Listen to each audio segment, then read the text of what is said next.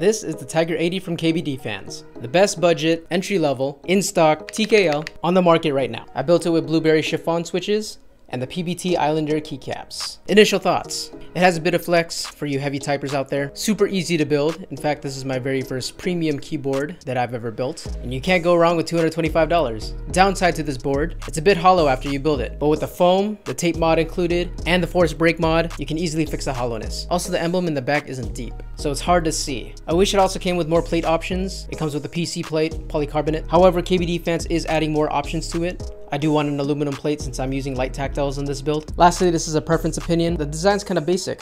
In the front, you can't really tell it is a Tiger 80. I wish they added some sort of charm or insignia indicating it is a Tiger 80. Nonetheless, it's still a solid budget board. Perfect for beginners like me trying to get into this hobby. And I've been typing on it for the past few weeks. No problems whatsoever.